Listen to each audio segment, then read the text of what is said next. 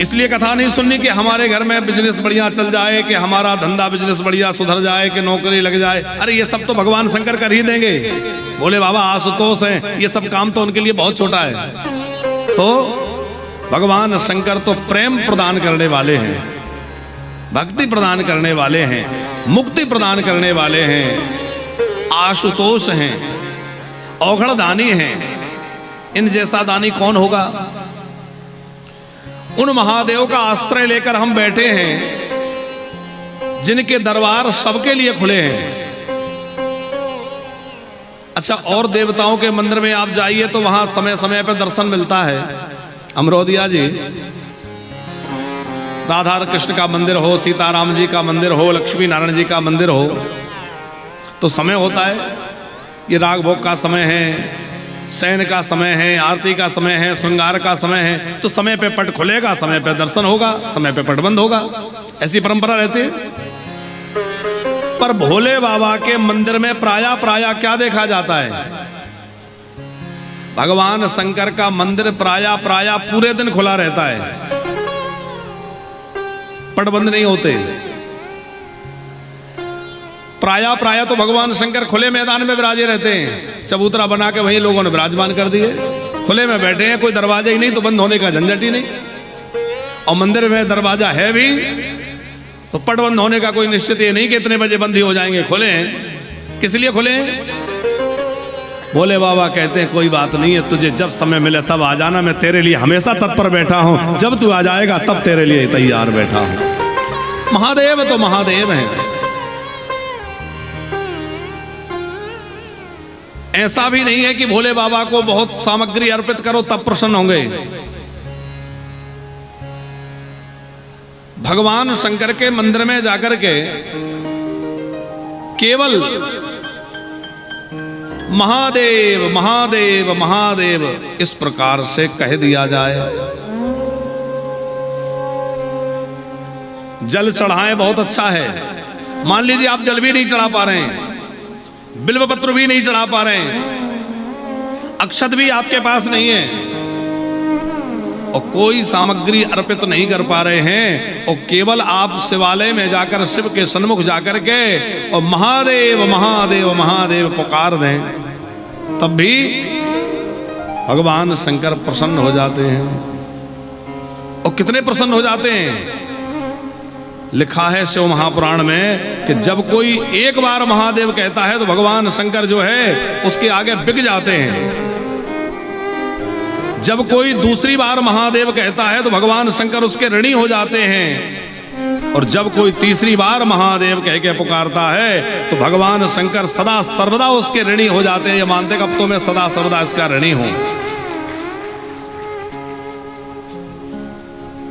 केवल महादेव महादेव पुकार देने से प्रसन्न हो जाते हैं। आशुतोष हैं, इनके दरबार सबके लिए खुले हैं, आ जाओ। एक बार सर्प और बिच्छू रोते रोते पहुंच गए। बाबा हम कहां जाएं? भोले बाबा ने कहा क्या समस्या है? बोले हम जहां जाते हैं लोग हमें जिंदा नहीं छोड़ते, मार डालते हैं, भगा देते हैं। भोले बाबा ने कहा चिंता मत करो, सारी दुनिया जिसको दूर भगाती है मैं उसको हृदय से लगाता हूं, तुम लोग परेशान मत हो। तो सर्पों को बिच्छुओं को भगवान शंकर ने अपना आभूषण बना लिया और आभूषण बना के अंग में सजा लिया। ये भगवान महादेव की करुणा है कि उन्होंने उन सर्प बिच्छुओं को भी जिनको लोग दूषण मानते थे उनको आभूषण बना लिया। आग धतूरा कोई पसंद नहीं करता, धतूरा कोई और देवता पसंद करते हैं? आग के फूल धतूरा है ये और कोई पसंद नहीं करता, लेकिन भगवान शंकर कहते हैं मेरे लिए ये सब बड़ी प्रसन्नता का विषय, ले आओ आग धतूरा जो ले। अच्छा भूत प्रेत, एक बार रोते रोते भूत प्रेत पहुंच गए। बाबा हम कहां जाए, क्या समस्या है? बोले कोई हमें स्वीकार ही नहीं करता, हम जहां जाए लोग हमसे भागते हैं और या तो हमें मंत्र तंत्र करके परेशान करते हैं। भोले बाबा ने कहा चिंता मत करो, तुम सब मेरे पास आ जाओ और मेरे गण बन जाओ। तो जिन भगवान महादेव ने भूत प्रेतों को भी अपना संगी बना लिया, उन महादेव के आश्रय में कोई कैसा भी हो, धर्मात्मा हो या पापात्मा हो, निर्मल हृदय का हो अथवा मलिन हृदय का, मलिन बुद्धि का व्यक्ति हो, पर किसी भी रूप में भगवान शंकर की शरण में आ जाए तो महादेव की दया के भंडार उसके लिए खुल जाते हैं और भगवान शंकर कृपा और करुणा बरसा देते हैं। बड़े दयालु हैं भोले बाबा। आज कथा का पहला दिन है और पहले दिन में कथा का महात्म श्रवण करना चाहिए। ऐसी परंपरा है कि जिस भी पुराण की कथा, जिस ग्रंथ की कथा सुननी हो, पहले दिन उसका महात्म श्रवण करना चाहिए। अच्छा, पहले तो ये बताओ, आप लोग थक तो नहीं गए कलश यात्रा में? कितने लोग थक गए? कोई नहीं थका। कितना उत्साह आप लोगों में है कि थके नहीं है, मतलब इतने गर्मी में चलने के बाद भी उत्साह पूरा बरकरार है। अच्छा, दूसरा ये बताओ, आप लोगों में से टीवी में हमें किस किसने देखा है? पहले आप लोगों ने देखा है? लगभग लोगों ने देखा है। जो कथा सुनते हैं उनने तो देखा है, जो सीरियल देखते हैं उन्हें कहां से देखेंगे? है क्यों जी? प्राय ऐसा कोई धार्मिक चैनल नहीं है जिसमें हमारी कथा न चलती हो, और नहीं देखा तो हमारी गड़बड़ी थोड़ी, किसकी गड़बड़ी है? अमरोदिया जी। अरे भाई, सीरियल देखने वालों को कहां देखेंगे? एकता कपूर जैसे लोगों के सीरियल लोग देखते और फिर घर में कलह मचती है। भगवान की कथा सुना करो, जिससे जो है आपके मन में निर्मलता आए, आपके परिवार में जो है सन्मति हो और परिवार में खूब उन्नति हो। भगवान महादेव की कृपा से आपकी भौतिक, आध्यात्मिक सब प्रकार की उन्नति होगी। अब 7 दिन का अवसर मिला है, खूब प्रेम से भगवान शंकर के चरित्र सुनेंगे और हमारा प्रयास रहेगा कि क्रमशः शिव महापुराण की कथा आपको सुनावें। कैसे भोले बाबा की पूजा करनी चाहिए, कैसे शिवलिंग बनाना चाहिए, किस प्रकार बिल्वपत्र तोड़ना चाहिए, कैसे उसको चढ़ाना चाहिए, क्या शिवलिंग बनाने की विधि है, पूजा की क्या विधि है, भोले बाबा को प्रसन्न करने के सरल उपाय क्या है, इस प्रकार के अनेक उपाय शंकर जी के लिए हम लोग चर्चा करेंगे। और वो सब शिव पुराणोक्त तो मनमुखी नहीं। तो आज तो पहला दिन है और प्रथम दिवस में ऐसी विधि है कि प्रथम दिवस में जिस पुराण की ग्रंथ की कथा सुननी हो उसका महात्म श्रवण करना चाहिए। हमारी सनातन संस्कृति जो है अमरोदिया जी, हमारी संस्कृति जो है वो महिमा से भरी है। महीनों की महिमा, एकादशी की महिमा, प्रदोष की महिमा, तिथियों की महिमा, दिनों की महिमा, महीनों की महिमा, नदियों की महिमा, रुद्राक्ष की महिमा, भस्म की महिमा, तुलसी की, सबकी महिमा है ना। ये महिमा क्यों सुनी जाती है? महात्म सुनने की क्या आवश्यकता है? क्योंकि जब तक हम किसी के महात्म को नहीं सुनेंगे तब तक उसको जानेंगे नहीं, हमारी उसमें श्रद्धा नहीं होगी, और श्रद्धा नहीं होगी तो लाभ भी नहीं होगा। लाभ जो होता है वो श्रद्धा से होता है। जाने बिनो होए परते, जाने बिनो होए परते, जाने बिनो ना होए परते, जाने बिनो ना होए परते, बिनु परते होए नहीं, बिनु परते होए नहीं। बिना जाने प्रेम नहीं होता, बिना जाने विश्वास नहीं होगा, और बिना विश्वास के प्रेम नहीं होगा। इसलिए पहले हम भगवान को जाने, कथा को जाने। इसलिए पहले दिन महात्म सुना जाता है कि शिव पुराण क्या है, शिव जी कैसे हैं, कथा का क्या महत्व है, गंगा जी आदि तीर्थों का क्या महात्म है, तो पहले महिमा सुनी जाती है ताकि हमारी श्रद्धा उसमें उत्पन्न हो। और जब तक हमारी किसी में श्रद्धा नहीं होगी तब तक उससे जैसा लाभ मिलना चाहिए वैसा लाभ नहीं मिलेगा। आप विचार करिए कि गाय जो है वो प्रत्यक्ष श्री कृष्ण की आराध्या है कि नहीं? गौ माता की कितनी महिमा शास्त्रों में है, लेकिन हम घर में गाय रखते हैं तो उतना लाभ हमें वैसा नजर नहीं आता, वैसा लाभ दिखाई नहीं देता जैसा गौ सेवा से लाभ होना चाहिए। गाय की महिमा तो बहुत है, पर हमें वैसा लाभ क्यों नहीं मिलता? क्योंकि हमारी गाय के प्रति पशु बुद्धि है, हमारी गाय के प्रति वैसी बुद्धि नहीं है जैसी होना चाहिए कि ये साक्षात भगवान कृष्ण की आराध्या है, समस्त देवमयी है, यज्ञमयी है,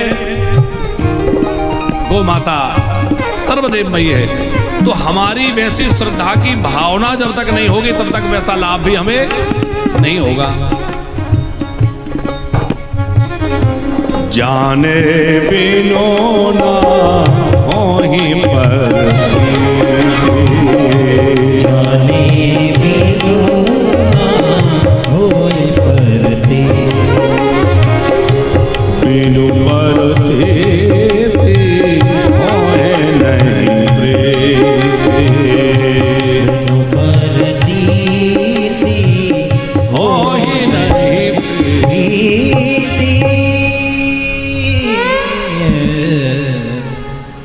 देखो, बिना जाने कैसे लाभ नहीं मिलता, ध्यान से समझिएगा। एक बार प्रयागराज में कुंभ लगा हुआ था, कुंभ का अवसर था कि ठाकुर जी की कुछ व्यवस्था हो जाते तो इधर जो लोग बैठे हैं इनको हमारा मुख ही नहीं दिख रहा होगा, है नहीं दिख रहा ना? ठाकुर जी बहुत ऊंचे हो रहे हैं, कुछ व्यवस्था ऐसी कर लें जिससे कि ये थोड़ा सा ऐसे विराज जाए ताकि लोगों को देखें तो सही व्यास जी कहाँ बैठे हैं।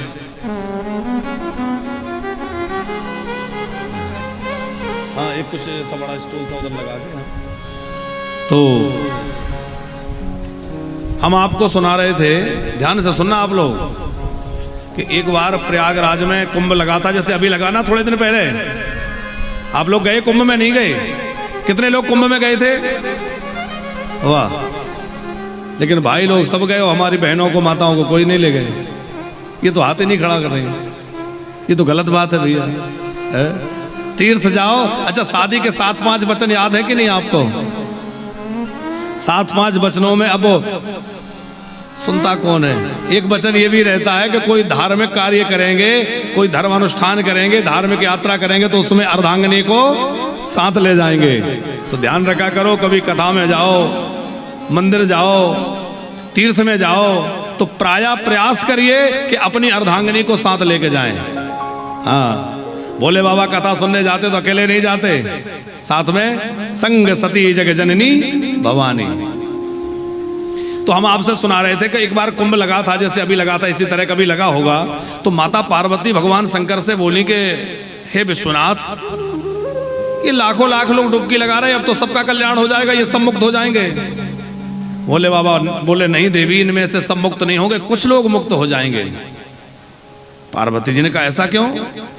अरे सब एक साथ डुबकी लगा रहे तो सबका कल्याण होगा, एक का क्यों हो, कुछ लोगों का क्यों होगा?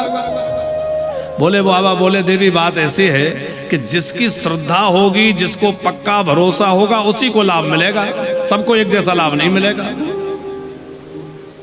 तो पार्वती जी ने कहा भाई बात मेरी तो समझ में नहीं आ रही कि क्या गंगा जी भी पक्षपात करती हैं? ऐसा क्यों होगा? अरे गंगा जी एक ही है, पर्व भी एक ही है, समय भी एक ही है, एक ही पर्व काल में एक ही समय में इतने लोग गोते लगाएंगे और किसी को मुक्ति मिल जाएगी, किसी को नहीं मिलेगी, ये क्या बात हुई?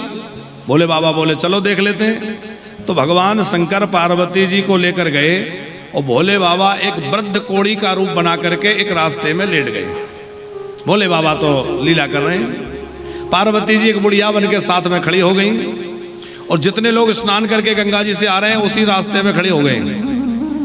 और पार्वती जी जो भी स्नान करके आ रहा है उनसे कह रहे देखो भैया, मेरे पति वृद्ध हैं, अब ये गिर गए हैं, इनसे उठते नहीं बन रहा है, थोड़ा सा हाथ लगा के सहारा लगा के इनको उठा दो।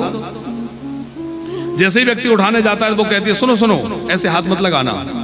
यदि तुमने जीवन में कोई पाप ना किया हो, तुम पूरी तरह निष्पाप हो, तो ही मेरे पति को हाथ लगाना, नहीं तो कोड़ी हो जाओगे। अब वो व्यक्ति सोचता कि भाई जीवन में पाप तो कुछ ना कुछ बने ही होंगे, कहीं ऐसा ना हो कि इसको हाथ लगाएं हम भी कोड़ी हो जाएं, वो निकल जाता। ऐसे सैकड़ों लोग निकल गए। हर व्यक्ति से पार्वती जी यही कहती कि यदि तुम्हारे पास कोई पाप तुमने ना किया हो, तुम्हारे जीवन में कोई पाप ना हो, तो तुम्हें गोता लगा के आ रहा हूं। उसने हाथ पकड़ के उनको उठाना चाहा, भगवान शंकर तो शंकर थे, उठ के खड़े हो गए। शिव जी ने दर्शन दिया, उसको निहाल किया और पार्वती जी से कहा देखा तुमने, इतने लोगों ने स्नान किया पर किसी को ऐसा भरोसा नहीं है कि हमने गंगा स्नान किया हमारे पाप धुल गए। इस व्यक्ति को यह है कि हाँ हमारे पाप धुल गए। बात समझ में आ रही? तो जिसको भरोसा है उसको पूरा लाभ मिलेगा, बाकी लोगों को भी लाभ तो सबको मिलेगा, ऐसा नहीं है कि उनको लाभ नहीं मिलेगा, लेकिन जैसा लाभ मिलना चाहिए वैसा लाभ उनको नहीं मिलेगा। क्योंकि जितनी हमारी अधिक श्रद्धा होगी उतना अधिक लाभ मिलेगा। तो हमारी कथा में जितनी अधिक श्रद्धा होगी उतना कथा का लाभ मिलेगा। तो कथा में हमारी श्रद्धा कैसे बढ़े, या किसी भी व्रत में, किसी भी पूजा में, किसी भी कार्य में श्रद्धा कैसे बढ़े? तो श्रद्धा बढ़ने के लिए पहले उसका महात्म्य सुना जाता है कि वो कैसा है, क्या महिमा है। तो शिव महापुराण की महिमा स्कंद पुराण आदि में वर्णित है कि किस प्रकार शिव महापुराण पापियों को पाप से उबार देते हैं और किस प्रकार शिव पुराण के सुनने से जीवन में भक्ति, मुक्ति और विवेक की उत्पत्ति होती है। तीर्थराज प्रयाग की अभी हमने आपसे चर्चा की और शिव महापुराण भी तीर्थराज प्रयाग से ही प्रारंभ हुआ है। महात्म्य की जो कथा है वह नैमिषारण्य से प्रारंभ है, लेकिन शिव महापुराण की जो मूल कथा है वो प्रयागराज से प्रारंभ है। नैमिषारण्य में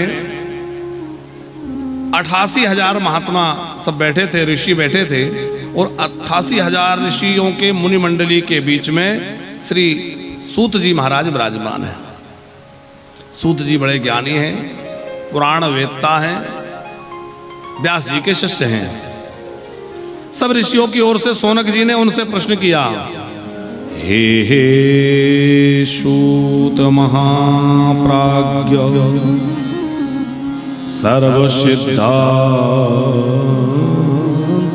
प्रभो आख्याहि मे कथा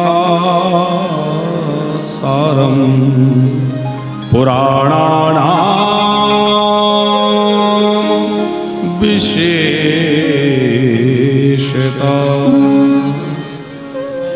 हे सूत जी महाराज, आप बड़े विद्वान हैं, आप कृपा करके समस्त सिद्धांतों का जो निचोड़ हो वो कथा हमें सुनाइए। आपने हमें अनेक कथाएं सुनाई हैं, बहुत ध्यान से सुनना। सौनक जी कह रहे हैं आपने हमें बहुत सारी कथाएं सुनाई हैं, अब हमारे मन में कथाओं का सार सुनने की इच्छा है कि सब कथाओं का सार क्या है। सब पुराणों में जो विशेष महत्वपूर्ण हो और जिसका विशेष महिमा हो, ऐसा पुराण, ऐसी कथा हमें सुनाइए कि सदाचारश्च सद्भक्तिर्विवेको वर्धते कथम स्वीकार निरासश्च सज्जनैः क्रियते कथम। आप हमें ऐसी कथा सुनाइए जिससे जीवन में सदाचार की प्रतिष्ठा हो। अमरोदिया जी, जिसके जीवन में सदाचार नहीं है उसका जीवन कभी श्रेष्ठ नहीं माना जा सकता। व्यक्ति के पास कितना धन है, कितना ज्ञान है, कितनी पढ़ाई है, ये सब महत्वपूर्ण नहीं है। ये है कि उसके अंदर सदाचार कितना है। सत्पुरुषों के द्वारा किए गए आचरण को ही सदाचार कहते हैं। सदाचार का मतलब है जो सत्पुरुषों के द्वारा किए जाने वाला आचरण है वो सदाचार है। और हमारे यहां आचरण की पूजा है। हमारे यहां ज्ञान की पूजा नहीं है। ज्ञान कोई कितना भी हो, देखो ज्ञानी तो रावण भी बहुत था, पर हम लोग रावण की पूजा करते हैं क्या? नहीं करते, क्योंकि ज्ञानी तो बहुत था लेकिन उसके आचरण में नहीं था। राम जी जो है उनके आचरण में ज्ञान है, जो ज्ञान है वो उनके आचरण में है। तो ज्ञान केवल बुद्धि में होने से काम नहीं चलेगा, ज्ञान आचरण में होना चाहिए। सदाचार का मतलब है सत्य का पालन करना, अपने नियम का पालन करना और महापुरुषों की भांति सद्विवेक पूर्वक अपने जीवन यापन करना। तो सौनक जी कह रहे हैं ऐसी कथा सुनाइए जिससे हमारे अंदर सदाचार की प्रतिष्ठा हो। केवल ज्ञान की वृद्धि हो उससे काम नहीं बनेगा, हमारे अंदर वैसा भाव आ जाए कि हमारा आचरण पवित्र हो जाए। अब आप लोग राम कथा के भी प्रेमी हैं, तो राम कथा के एक दृष्टांत से आपको समझाएं। अमरोदिया जी, जिस समय सीताराम जी चित्रकूट में विराजे थे, तो जब से अयोध्या से चले हैं राम जी कुछ गंभीर हैं और इस बात की चिंता नहीं है कि अयोध्या छोड़ के आना पड़ा। वो तो वन में भी बड़े मौज में हैं, लेकिन चिंता इस बात की थी कि मेरी प्रजा अयोध्यावासी मेरे प्रेमी बहुत दुखी हैं। मेरे पिता महाराज दशरथ को मैं रोते छोड़े आया, माताएं रो रही होंगी, इस बात को लेकर के राम जी थोड़ा सा गंभीर हैं। जानकी जी को लगा कि इनको थोड़ा सा हंसाने के लिए कुछ बात ऐसी करी जाए जिससे कि थोड़ा सा विषय बदले। तो जानकी जी अपने पैरों की ओर देख रही थी, सहसा राम जी के चरणों की ओर देख के बोली, भगवान आपके चरणों से मेरे चरण ज्यादा सुंदर हैं। राम जी बोले, देवी बात तो तुम्हारी ठीक है, लेकिन राम जी को लगा कि यदि मैं सहज में मान जाऊं कि हाँ तुम्हारे चरण ज्यादा सुंदर है तो बात तो यहीं खत्म हो जाएगी। अब विषय बढ़े कैसे और संवाद कैसे बढ़े? राम जी बोले, नहीं नहीं, तुम्हारा भ्रम है, तुम्हारे चरणों से मेरे चरण ज्यादा सुंदर हैं। जानकी जी बोली, नहीं नहीं नहीं, मेरे चरण ज्यादा सुंदर हैं। अच्छा आप लोग बताओ, राम जी और जानकी जी में किसके चरण ज्यादा सुंदर हैं? किसके ज्यादा सुंदर हैं? जानकी जी के ज्यादा सुंदर होंगे। राम जी कह रहे हैं मेरे चरण सुंदर है, जानकी जी कह रहे हैं मेरे चरण सुंदर है। तो राम जी बोले, देखो झगड़ा करने से कोई लाभ नहीं है, हाँ लक्ष्मण आने वाले हैं और लक्ष्मण दोनों के चरणों की सेवा करते हैं, वो निर्णय करेंगे किसके चरण ज्यादा सुंदर है। थोड़ी देर बाद लक्ष्मण जी आए, राम जी ने कहा, भैया बताओ हम में से किसके चरण सुंदर हैं? लक्ष्मण जी बोले, सरकार इस विडंबना में हमें क्यों डाल रहे हैं? आप लोगों का परस्पर प्रेम है, आप लोग जो निर्णय करें। बोले, नहीं नहीं, आप निर्णय करो, बताओ। तो लक्ष्मण जी बोले, जानकी मैया के चरणों में सिर रखकर लक्ष्मण जी ने कहा कि ये चरण ज्यादा सुंदर है। अब जानकी जी प्रसन्न हो गए, देखो मैंने तो कहा था मेरे चरण सुंदर हैं। लक्ष्मण जी बोले, मां आपके चरण सुंदर तो हैं, और पता है क्यों? आपके चरण इन चरणों के कारण सुंदर हैं, तो राम जी के चरणों में मस्तक रख दिया, कहा कि इन चरणों के पीछे चलते इसलिए आपके चरण सुंदर हैं। राम जी ने कहा, देखा मेरे चरणों के कारण तुम्हारे चरण सुंदर हैं। अब राम जी प्रसन्न हो गए। लक्ष्मण जी बोले, सरकार आपको पता है आपके चरण क्यों सुंदर हैं? बोले, नहीं।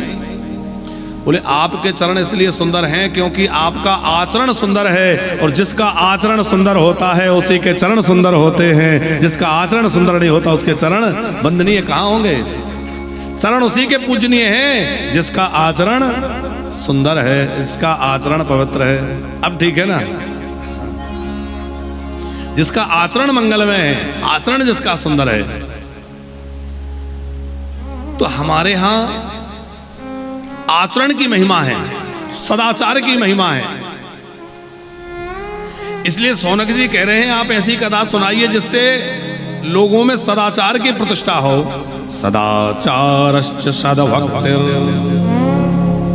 जिससे लोगों के अंदर भगवत भक्ति का प्रकाश हो। भगवत भक्ति, देखो भगवान शंकर जो है धन दौलत तो देते ही हैं, संसार की सामग्री भोग सामग्री तो भोले बाबा देते ही हैं, पर सबसे बड़ा धन भगवान शंकर के पास कौन सा है? सबसे मूल्यवान वस्तु भगवान शंकर के पास कौन सी है देने के लिए? वो है भगवत भक्ति। आपने नरसिंह जी का चरित्र कभी सुना होगा। तो नरसिंह जी के चरित्र में अमरोदिया जी कथा है कि नरसिंह जी की भाभी माँ ने जब उनको बहुत भला बुरा कहा तो वो घर छोड़ के, छोटे बच्चे ही थे, निकल गए।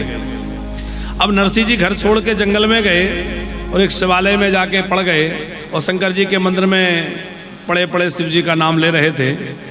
7 दिन बाद भगवान शंकर प्रकट हुए, 7 दिन तक पड़े रहे।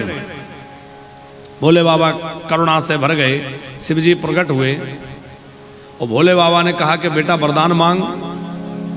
तो नरसिंह जी ने कहा कि मैं तो वरदान नहीं मांगूंगा, आपको जो प्रिय लगता हो वो दे दीजिए, क्योंकि मैं ये नहीं जानता कि मेरा भला किसमें है, मेरा हित किसमें है, मेरा अहित किसमें है, मैं ये नहीं जानता।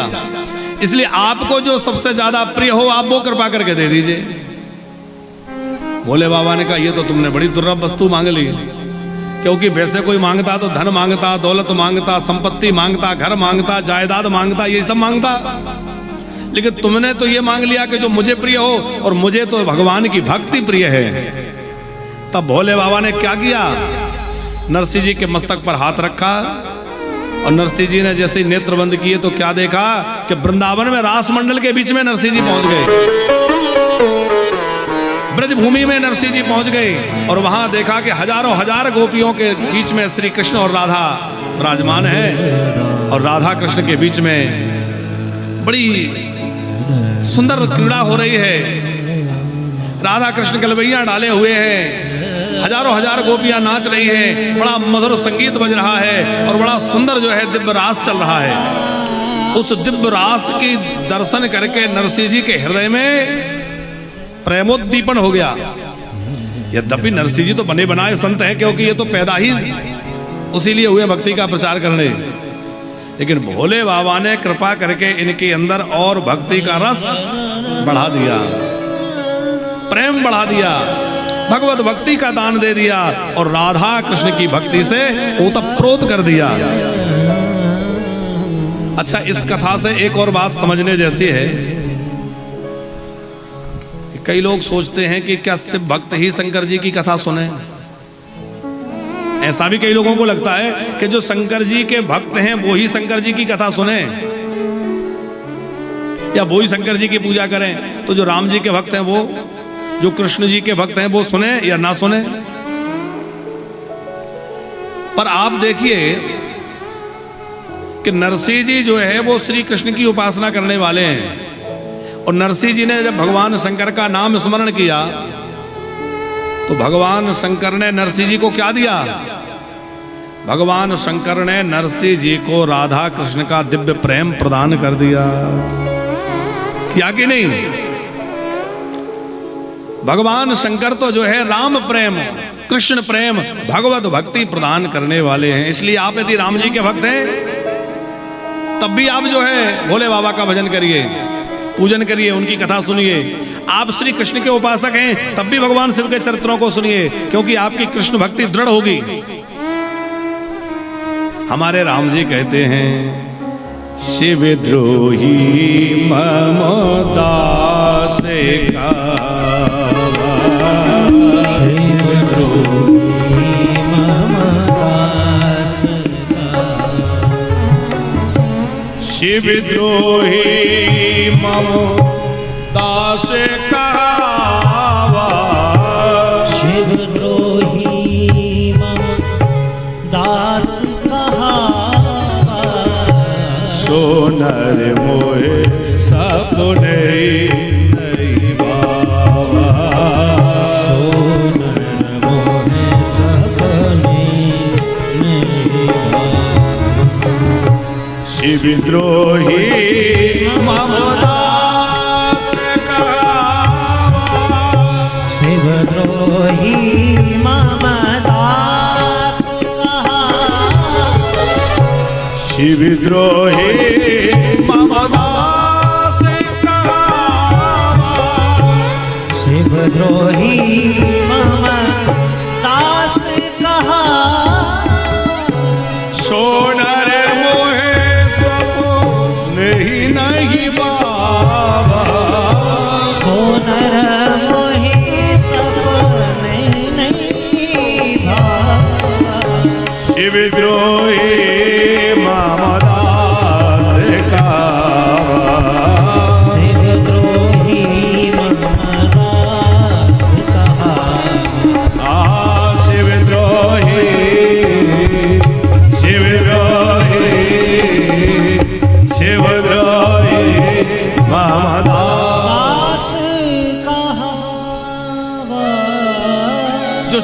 द्रोह करके भगवान राम का, श्री कृष्ण का भक्त बनना चाहे, वो राम जी कहते मुझे स्वप्न में भी अच्छा नहीं लगता। अच्छा, हमारे सनातन पद्धति में 5 देवताओं की उपासना का क्रम है। सनातन पद्धति में पंचदेवता कौन कौन से हैं? आप लोग बताओ कौन कौन से 5 देवता हैं? हाँ, अब याद कर लेना। भगवान गणेश जी, भगवती जगदम्बा, सूर्य नारायण भगवान, विष्णु भगवान और शंकर भगवान, ये 5 देवता हमारे यहां प्रमुख हैं। इन 5 देवताओं में ही सारे देवता समाहित हैं। बाकी जितने भी देवता हैं वो इन 5 देवताओं के ही स्वरूप हैं। तो सनातन पद्धति में कितने देवताओं की उपासना का क्रम है? इन 5 देवताओं, पंचदेव उपासना बोलते हैं उसको। गृहस्थ व्यक्ति को अकेले एक देवता की पूजा नहीं करनी चाहिए। आजकल एक फैशन चल गया है कि अकेले लड्डू गोपाल जी रख लिए, लड्डू गोपाल अकेले की पूजन कर रहे हैं, या अकेले कुछ रख लिए। नहीं, गृहस्थ व्यक्ति को 5 देवताओं की उपासना नित्य करनी चाहिए। सूर्य नारायण भगवान को जल चढ़ा के सूर्य भगवान का वंदन करें, नित्य गणपति की पूजन, भगवती जगदम्बा की पूजन करें, भोले बाबा की पूजन करें, राम कृष्ण नारायण इनकी पूजा करें। 5 देवताओं की पूजा करनी चाहिए। इन 5 देवताओं में से यदि विचार किया जाए तो एक तो भगवान शंकर स्वयं ही हैं, दूसरे जो हैं वो इनके बेटा हैं। गणेश जी कौन है? भोले बाबा के पुत्र हैं। तो दूसरे जो पंचदेव उपासना के देवता हैं वो भगवान शंकर के पुत्र ही हैं। तीसरी भगवती पराम्बा जगदम्बा जो है वो इनकी पत्नी ही है। जगदम्बा इनकी पत्नी है। तो भोले बाबा एक तो स्वयं ही हो गए, एक इनके पुत्र हो गए, एक इनकी पत्नी हो गई। और सूर्य नारायण भगवान जो है वो कौन है? वो भगवान शंकर के नेत्र हैं। तो सूर्य नारायण भी भगवान शंकर से अलग नहीं है। और भगवान विष्णु तो बिल्कुल अलग नहीं है, क्योंकि भगवान विष्णु जो है वो भगवान शंकर की आत्मा है। शिवस्य हृदयम विष्णु, विष्णु हृदयम शिव। शिव जी का हृदय भगवान विष्णु है और भगवान विष्णु का हृदय शंकर है। हरि और हर में कोई भेद नहीं है। तो भगवान शंकर का हृदय ही भगवान नारायण है। तो हमारा कहने का अर्थ यह है कि पंच देवताओं की जो उपासना है उसमें 5 देवता भगवान शंकर के ही साथ हैं। माने भगवान शंकर की पूजा करने से 5 देवताओं की पूजा संपन्न हो जाती है, पंचदेव उपासना सिद्ध हो जाती है। हमारे यहां 33 कोटि देवता हैं। 33 कोटि कहे जाते हैं ना। 33 कोटि देवताओं में किसी को महादेव नहीं कहा, सबको देव कहा। सब देव हैं, पर भोले बाबा देव नहीं है, ये महादेव हैं। और किसी को महादेव नहीं कहा। चंद्रदेव, सूर्य देव, वरुण देव, कुबेर, ये सब देव हैं कि नहीं? लेकिन भोले बाबा महादेव हैं। तो इन महादेव के आश्रय से बड़ी जल्दी हृदय में भगवत भक्ति का संचार होता है। सदाचारश्च सद्भक्तिर् विवेको वर्धते कथम, विवेको वर्धते कथम। भगवान शंकर की कथा विवेक प्रदान करने वाली है। सौनक जी कह रहे हैं आप ऐसी कथा सुनाइए जो विवेक उत्पन्न करने वाली हो, क्योंकि भगवान की कथा के बिना विवेक नहीं हो सकता। क्या है? बिनु सत्संग विवेकी न हो,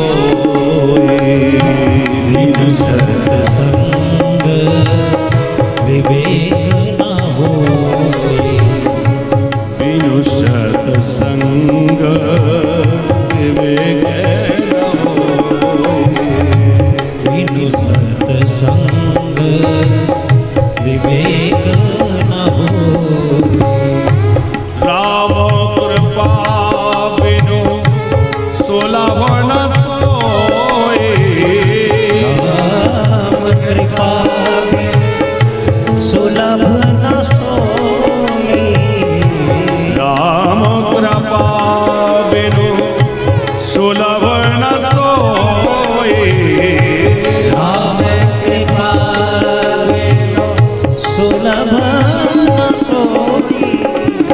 बिनु सत्संग विवेक न होय।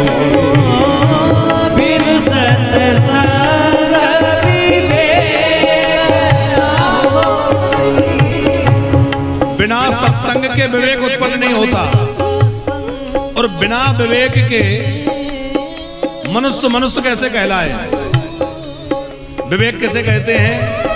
सत और असत का विवेचन, यह सत है, यह असत है, इसका विवेक पूर्वक विचार करके सत्य को ग्रहण करना और असत का त्याग करना, यह विवेक कहलाता है।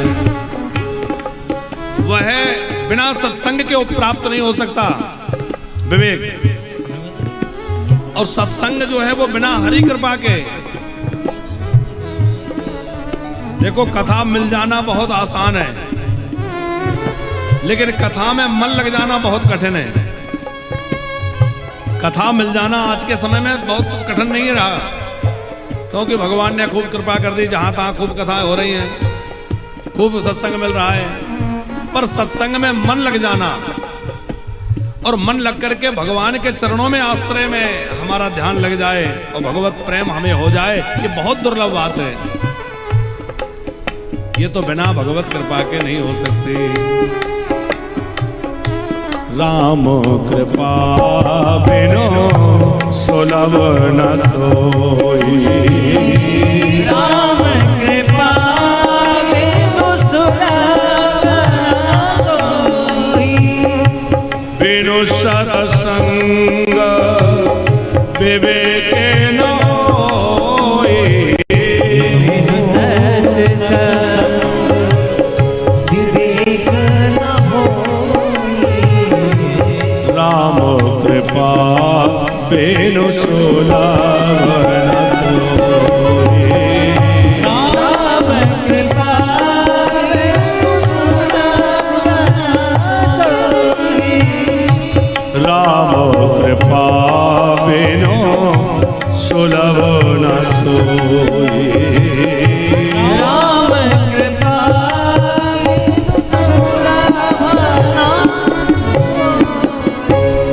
बिना सत्संग के विवेक नहीं हो सकता। इसलिए सौनक जी कह रहे हैं, आप हमें ऐसी कथा सुनाइए जिससे हमारे अंदर भगवत प्रीति हो, भगवत भक्तिर विवेको, विवेक की वृद्धि हो, और हमारे अंदर से जो है विकारों का नाश हो जाए। स्विकार निरासश्च, विकारों का नाश हो। और सज्जनई क्रियते कथम, ऐसी कथा सुनाइए जिससे हमारे विकारों का नाश हो जाए। सज्जन लोग किस कथा का आश्रय लेते हैं? सौनक जी कह रहे हैं, यदस्ति वस्तु परमं श्रेयसां श्रेयोत्तमं पावनं पावनानां च साधनं तद्वदाधुना। हे महात्मन सूत जी, आप कृपा करके हमें ऐसी कथा सुनाइए जो पावन को भी पावन करने वाली हो। पावना नाम च पावनम, पावन को पावन का मतलब क्या है? व्यक्ति चाहे जितना पवित्र हो, उसका शरीर पवित्र है, कपड़े पवित्र हैं, मन पवित्र है, लेकिन यदि उसका मन भगवान के भजन में नहीं लगा तो वह पवित्र होते हुए भी पवित्र नहीं है। पवित्रता किससे है? भगवान के भजन से। भगवान का भजन अमृत के तुल्य है, हैं? और भगवान के भजन के आश्रय के बिना जीवन बेकार है, हैं?